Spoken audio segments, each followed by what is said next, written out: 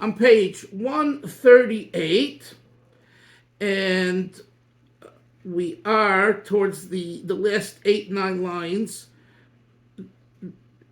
The word in the line begins Maraim v'kadosh, period. It's about 10 lines in the bottom, and we're at the word v'achakach. So right now, the Alter Rebbe is explaining to us, he's still explaining to us the two blessings before the Shema, Birchas Krishma, and how each of the brachas has a connection to Shema. The authorities, the poskim, ask, seemingly it's independent, it doesn't have a connection. So why do we say them? So the Alter Rebbe says, and the poskim say as well, but the Alter Rebbe's explanation is that in order to appreciate God's unity, you need to know what he's uniting with. And you need to know how special these angels are and what kind of relevance they have to our lives.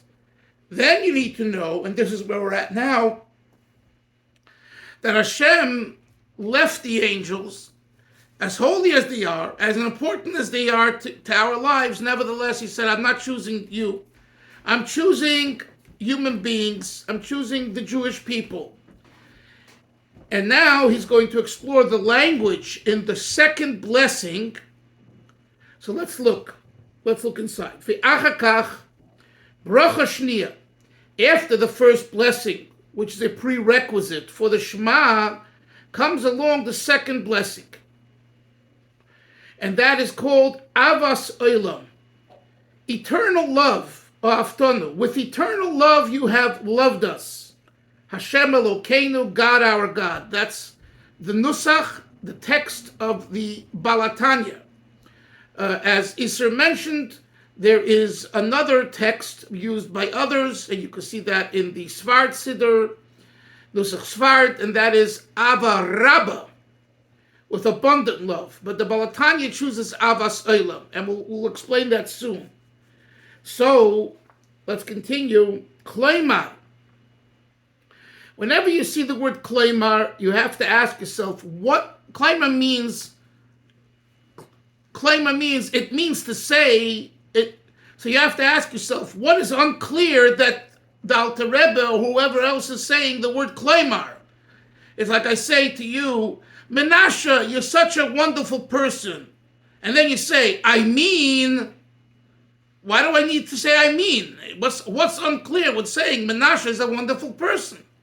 So obviously there must be something, if I'm going to say I mean, Klomar, that not that either he's a wonderful person because you might think otherwise, or maybe you don't assess him well enough and you think he's a great guy but not as great as he really is. Whatever, I'm just using that as an example. So Kleimar is a word, especially when used in Tanya Chevra, that implies there's something here that's not clear that needs clarification. And that's my question to you is, what is unclear about saying Avas Olam, eternal love, Aftanu, you have loved us, Hashem Elokeinu? And the answer is, in order to appreciate eternal love, you've loved us, that means that it could have been otherwise. And the question is, how could it have been otherwise? Why should it have been otherwise? So this is what the Alter Rebbe says now. Look further and it'll clarify it. God forsaked, he left all heavenly hosts, HaKadoshim, the holy ones. In other words, all those that we spoke about in the previous bracha, the first bracha of Shema, Hameir La'aretz, and all about the angels, he left them alone. Meniach. He said, bye-bye. V'hishur Shchinosai. And he made his divine presence, his Shechina, rest Oleinu upon us, Liyos Nikra, so that we are called Elokeinu, our God. Since when do we have the right to say our God? What? He's ours. He also belongs to the angels. How can we say he's our God, implying only our God and not the God of the angels. Says the Alter Rebbe, you're right. In this detail, he's only our God, not their God. And that's why he left the angels. And he explains, Avraham Chuli Kanal, as we say, the father of Abraham, the father of Isaac, the father. What do the patriarchs have to do with you and I? The answer is somehow we have an element of Abraham, Yitzchak, and Yaakov in ourselves. So he becomes our father. Not just my great-great-great-great-great-great-grandfather's father. V'hainu. This me. It's not Yichus. Right. 1 second. V'hainu. Ki ava dochekis. What? Okay. He said the father of Abraham is the God of Abraham. Yeah, the God of Abraham, Yitzchak, and Yaakov. So meaning to say, this God of Abraham, Yitzchak, and Yaakov is our God. It's not just the God of Abraham, Yitzchak, and Yaakov.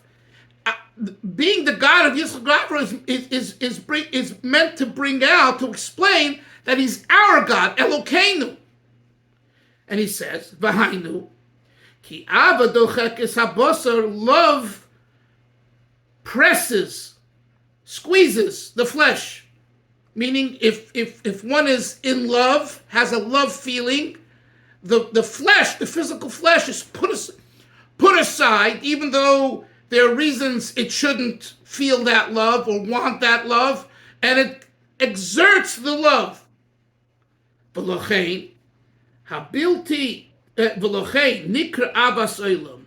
That's why we call this love for Hashem a worldly love. And this explains now the question, why not Ava Rabbah? Shehi Pchinas Tzimtzum, because only in this world, implied by the word Olam, did God contract himself, Oirei HaGadol, his great light, Habilti Tachlis, which is infinite, Lehislabish, to invest itself b'pchinas gvul, in a finite way, hanikra elam, which is called the world. And why did God do that? Why did he put a contraction on himself to limit his infinity and to be finite? Ba'avur, because he did this for the purpose, Abbas Amos Yisrael, because of his love that he has for the Jewish nation, kedei lekarvom elav, so that he brings them closer to himself, likolel b'yechudei v'achdusi yisbarach, to be incorporated in the unity and oneness of God, which is Shema Yisrael. So now let's just, so Issa's question is, what about Ava Rabbah? Ava Rabbah, we learned in chapter 43, is an abundant love, which is like Ava b'tainugin, the love of pleasure. And I told you then, I said, you are in ecstasy. It's not that you're struggling and trying to get into ecstasy or wanting it. That's where you are. That's a very, very lofty level, okay?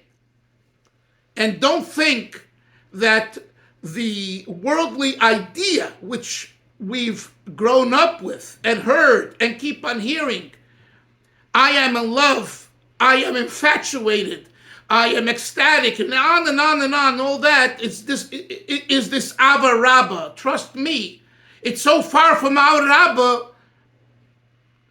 like it's night now, okay? Ava Rabbah, I don't know what Ava Rabbah is because I've never had Ava Rabbah. I don't think. Not that I know of. But based on what it says in the Svarim, Ava Rabbah is bliss, but not bliss from LSD, and not bliss from stupidity, and not bliss even from spirituality. Because there's always the I that's there. Here we're talking about complete surrender of I. Totally egoless. And Hashem says, this fellow deserves a gift. I'm going to gift him to be in ecstasy, right? That, Isser, is analogous to the infinity of God. And Hashem says, my intent is not infinity.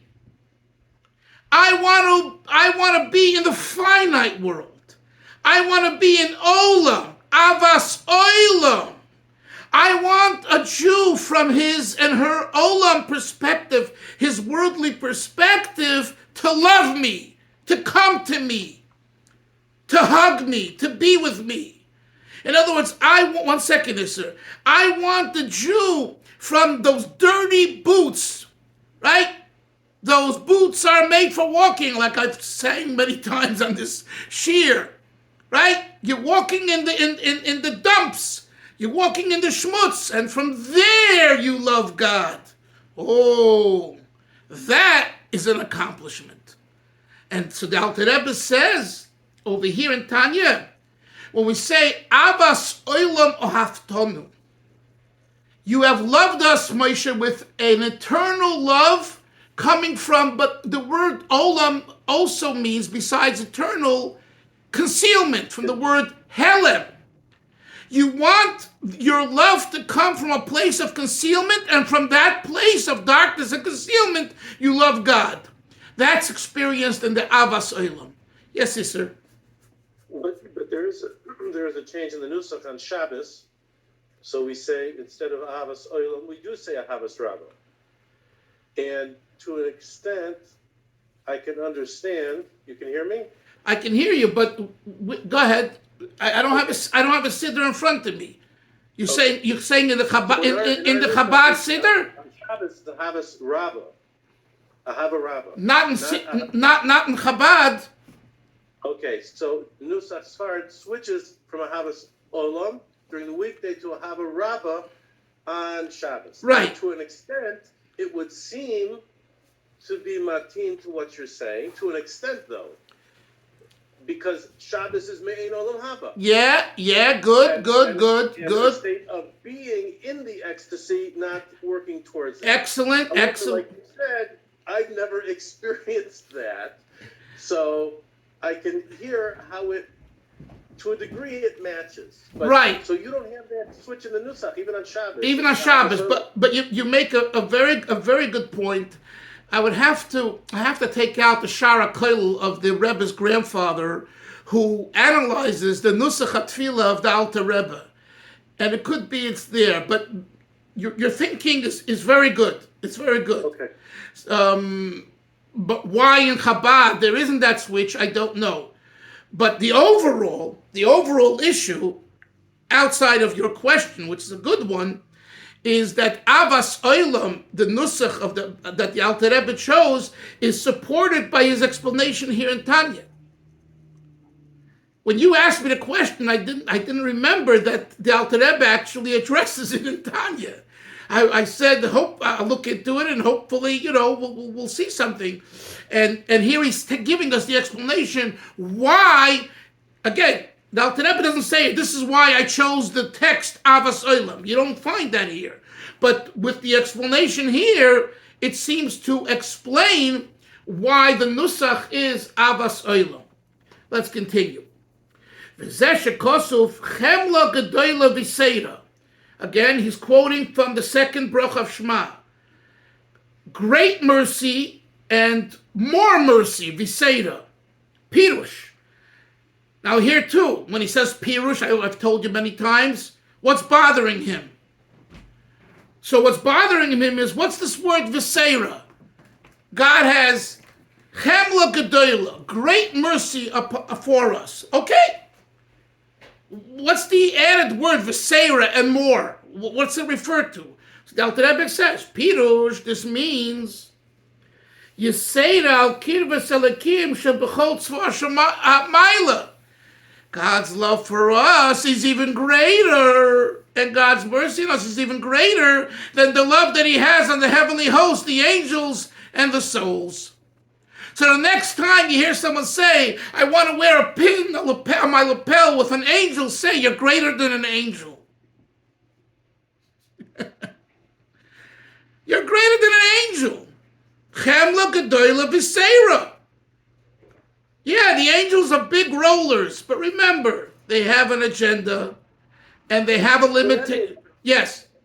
We learned. I think this was in the Hasidic Word. I think we learned about the angels and that they don't have free will, which means that they can't be as high as us. Yeah, and by the way, that's coming next. That's coming next. So hold your horses as you walk in the sun of Bet Shemesh. Let's go. Uvana b'charta. And the next thing we say, now we're going on to page I, next page. God shows us, Kol Am V'Loshen, from all nations and from all languages, He chose us Yidalach. What did He choose? Moshe, what did He choose? Well, He chose the Jew. Well, what's special about the Jew? The neshama, the Jewish soul. Wrong! God's choice was primarily in the body of a Jew. That's why the body of a Jew is holy, and after 120, we need to return that body to God. The body is holy. The soul is holy, but not as holy as the body. You know why? Because God chose, His main choice was the body. Why? Simple. If I show you a red apple and a green apple, and you choose the red apple, and I ask you, why did you choose the red apple? And you say, because I like its taste and its color, Is that free choice? No, because you're predetermined. You have an inkling before the choice to red and its taste over green. How can you compare the soul to the body? The soul is the soul.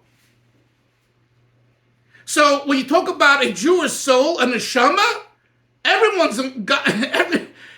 loves the Jewish soul, and God surely loves the Jewish soul. So if God has to choose between Jews and non-Jews as far as His choice, it's not the soul, because that's a no-brainer.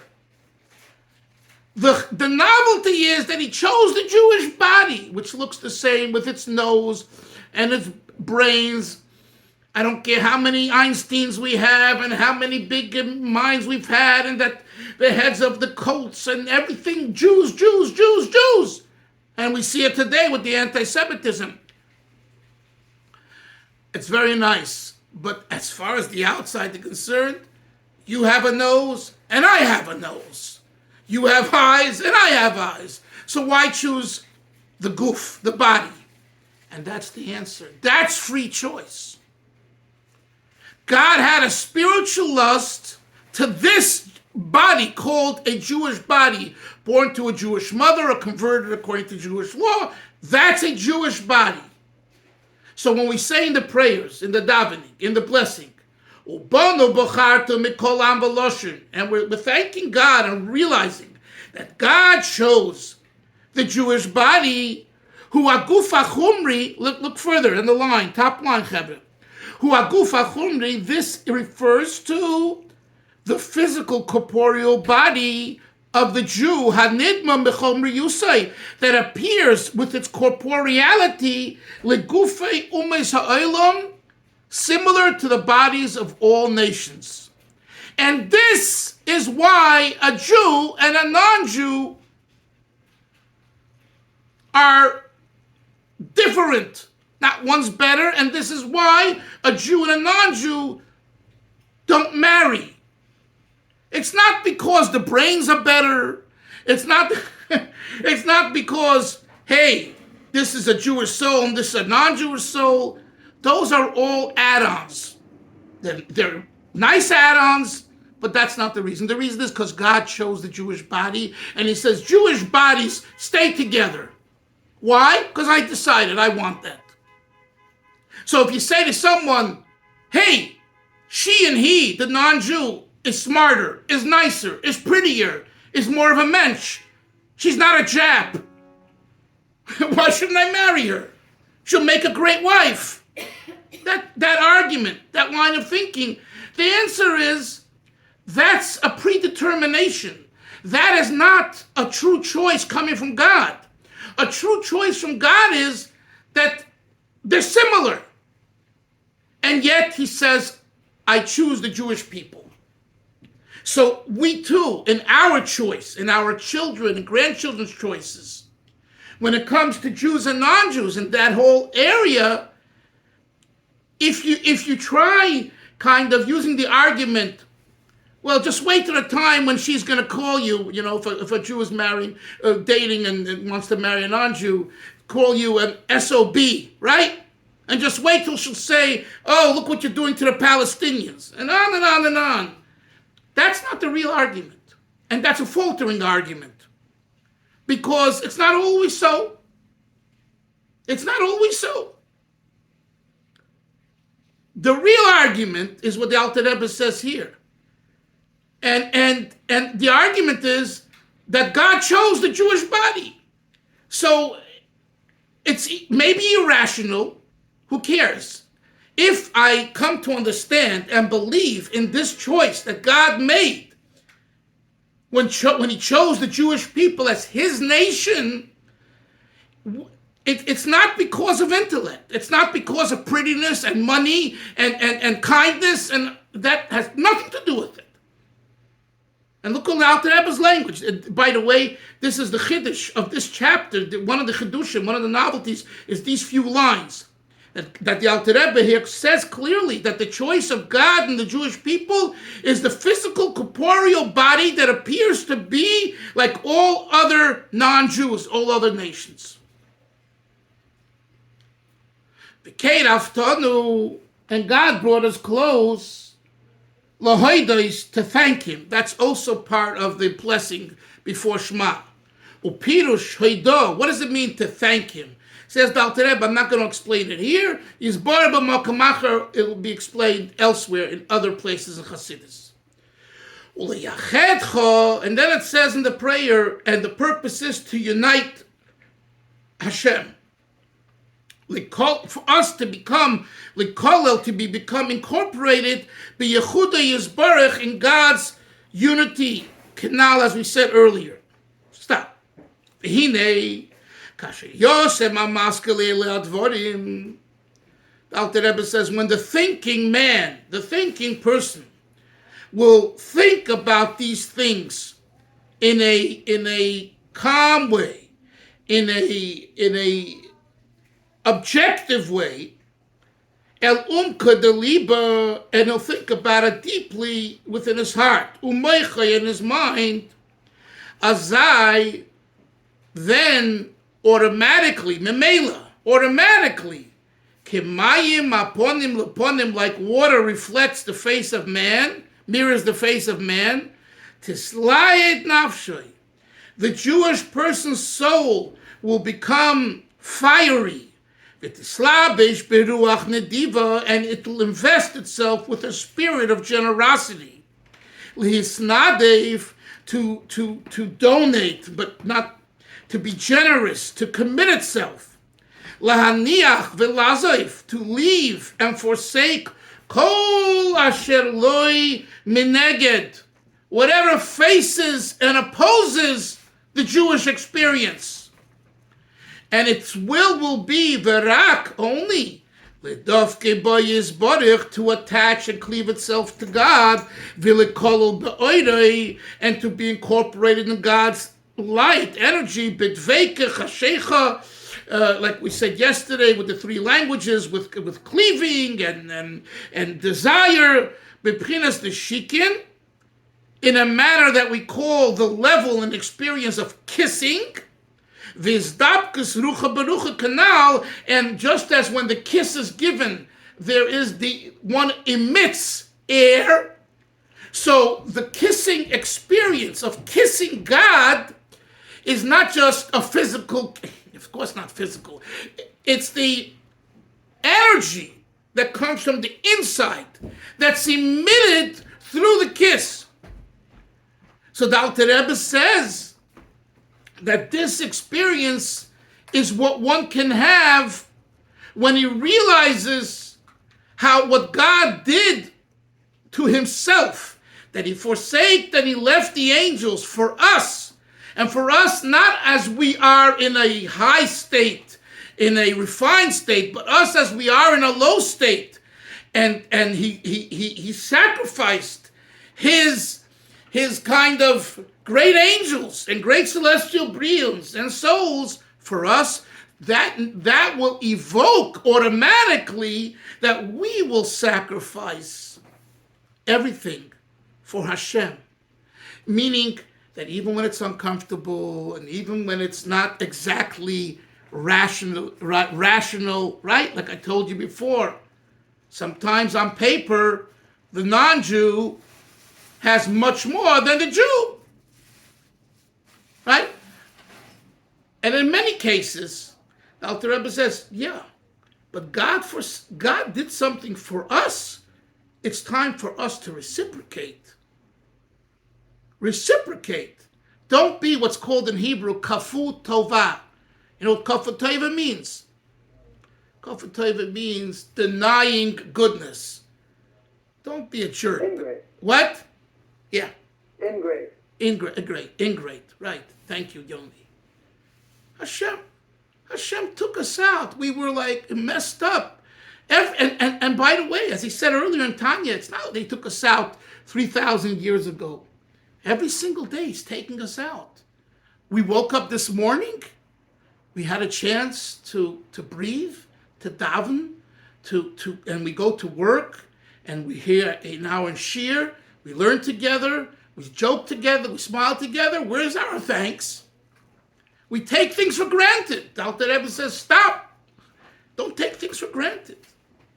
And therefore, the second blessing before the Shema puts us into that mindset.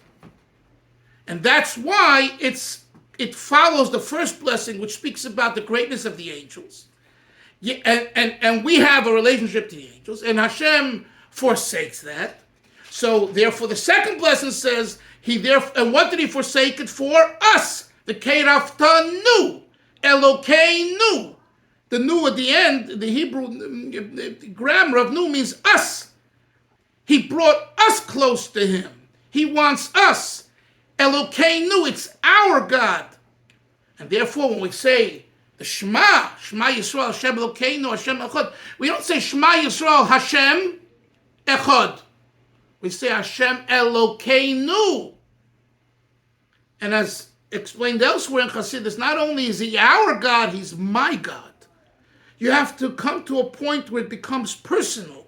And that's why it's so appropriate to meditate and reflect when you say that verse in Shema, and Chassidim used to spend hours in thought on that to knock it through their head that this isn't just our God, he's my God. And if he's my God, what am I giving him? What's my sacrifice? And this is part of tefillah, of prayer, to develop that feeling where you said, you don't have a feeling of avarabba. And I said, before, no one does, probably. I can talk for myself. But the point is that you still can come to a place of gratitude and commitment. And to really go me'alo me'ever. Me'alo me'ever. What are you really doing for Hashem? Are you just, are you really sacrificing? And I think we all could say, living especially in Eretz Yisrael and at this time, it's a great sacrifice. But even those of us that are not there yet, there's a sacrifice every day to be a Jew and to live like a Jew and to stand up to all the issues from within and from without. And at times, people from the outside and people from the inside, and sometimes your closest people, as we learned yesterday in Tanya, your wife and your kids give you a hard time. Rabbi Soloveitchik said, I read this and I put it into one of my books, there are certain things I couldn't discuss with my family. They wouldn't get it. Only with my students. I live by that. It's just there's a different dynamic. There's a different dynamic between family and non-family, and each has its virtue. And sometimes family gets in the way, creates an obstacle. And you need to, in a smart way and in a loving way, you need to vacate that and do what's right. And we've seen this. Now the shir is over, but we've seen this. Tomorrow we'll learn Shem. We'll finish the chapter. Have a great day, everyone. Nice learning. All the best. Have a great day. Sei gesund. Have a good Shabbos, because I don't know if I'll be able to. Okay, good Shabbos, Benasha. Bye-bye.